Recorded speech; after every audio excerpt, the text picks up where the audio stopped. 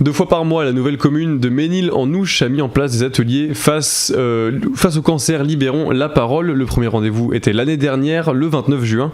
À l'initiative de ce projet, Montserrat Leblanc, bonjour. Bonjour. Vous êtes également accompagnée de Martine Goulet, adjointe à la cohésion sociale de la nouvelle commune de Ménil-en-Ouche. Bonjour aussi. Bonjour. Alors déjà, dans un premier temps, Montserrat, je me tourne vers vous. Pourquoi avoir eu l'idée de mettre en place un tel projet ? Je rappelle que vous en êtes un peu l'ambassadrice de ce projet. Oui, c'est un titre honorifique et un peu démesuré. Alors, je vais vous expliquer un petit peu l'histoire. J'ai été confrontée au cancer à 3 reprises. Et c'est vrai que quand on a ce type de maladie, d'abord, il est un peu tabou encore. Et ensuite, on se sent un peu seul parce qu'on n'ose pas toujours se tourner vers les proches. On ne va pas les accabler, en plus d'avoir quelqu'un de malade à côté d'eux, d'avoir aussi des états d'âme et parfois des douleurs. Donc je me suis dit, on va voir à la Ligue contre le cancer à Évreux, ils doivent avoir des ateliers ou des choses pour accompagner les malades.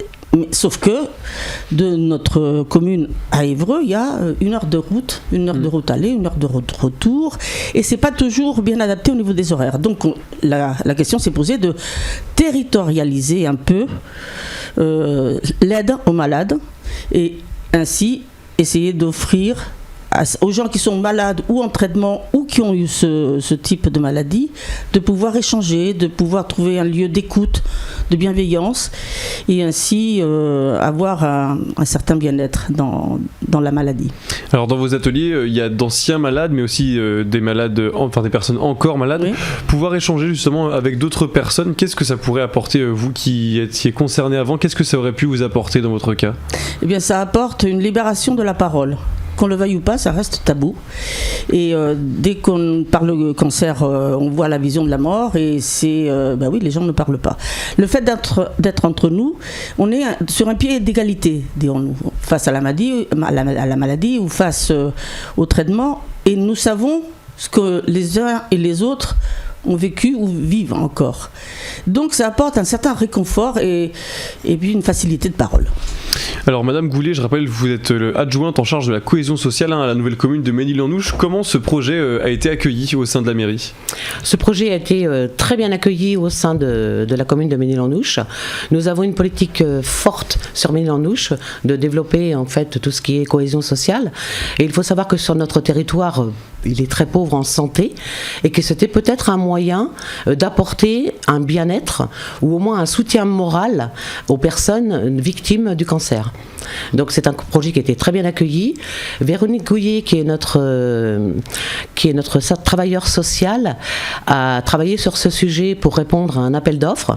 Le département, par l'intermédiaire de la conférence des financeurs, donc nous avons obtenu une subvention et nous avons pu mettre en place ce projet et faire venir en fait des professionnels de qualité.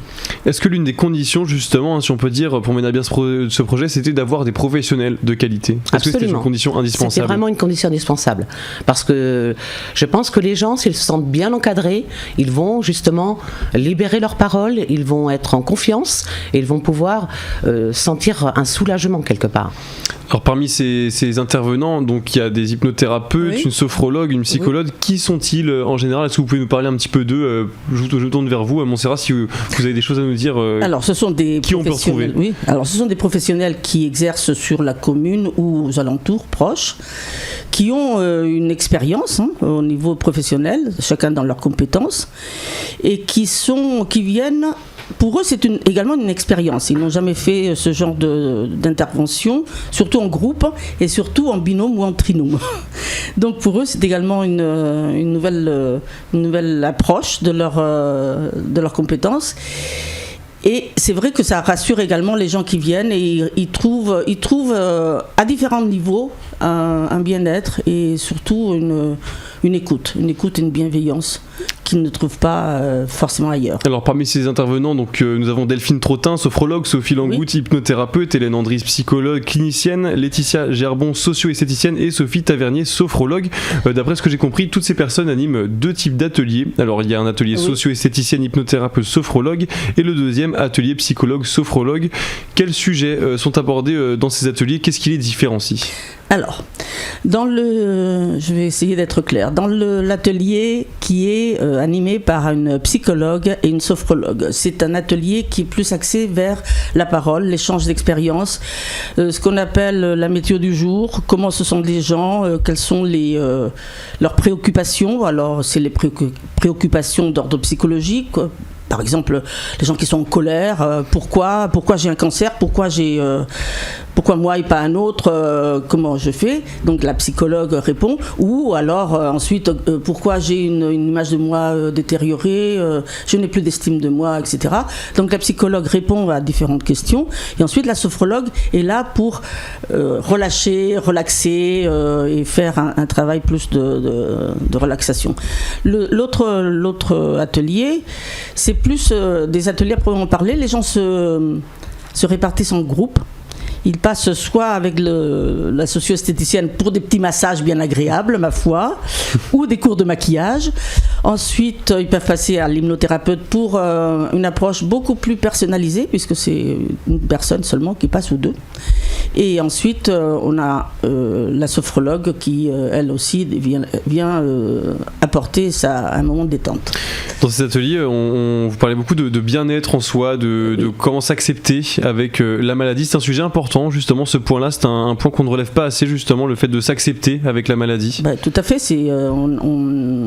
On a traversé des épreuves difficiles, on a des changements tant physiques que psychologiques qui ne sont pas toujours perçus par nos proches et qui sont quand même très importants, qui nous ont modifiés dans notre fort intérieur. Moi je dis toujours, il y a eu une vie avant le cancer, pendant le cancer et après le cancer, et c'est 3 vies différentes. Et la vie pendant le cancer et après le cancer, il faut l'accepter aussi. Alors Madame Goulet, est-ce que vous avez eu à la mairie des retours de gens qui ont pu assister à ces ateliers, participer à ces ateliers, des gens à qui ces ateliers ont été bénéfiques? Bien sûr, nous avons en fait un retour régulier de ces ateliers et qui sont très très bien perçus, et fort justement de ce succès, nous continuons donc une nouvelle série d'ateliers pour cette année.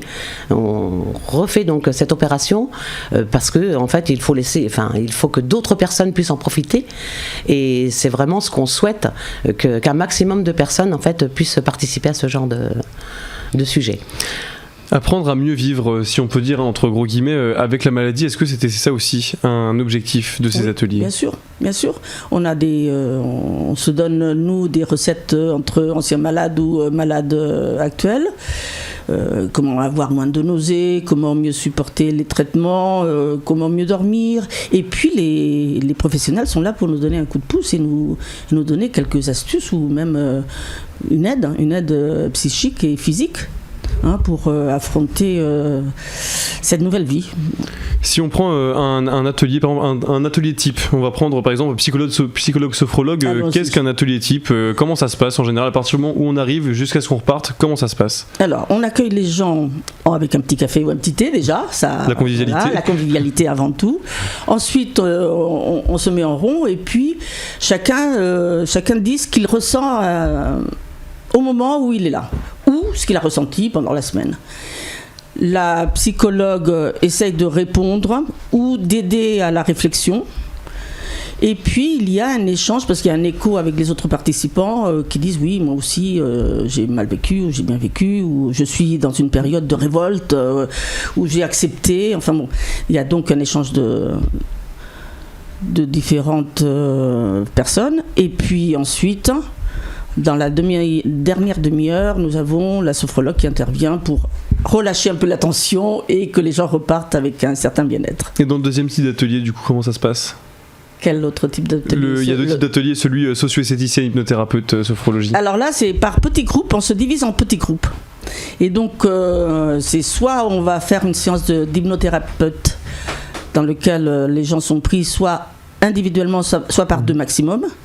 Et ils travaillent sur un sujet bien précis qui concerne la personne qui est en hypnothérapie. Hypnothérapie. Merci. Ça se bouscule. Soit il est avec la personne est avec la socio-esthéticienne et bénéficie d'un massage. soit il est en sophrologie et également il a un moment de détente. On peut trouver toutes ces informations sur ménil-en-ouche.fr. Merci beaucoup à toutes les deux d'avoir été avec nous. Vos ateliers, c'est un mardi sur 2 dans la salle des fêtes de Sainte-Marguerite en Ouche. À très bientôt sur Sensation.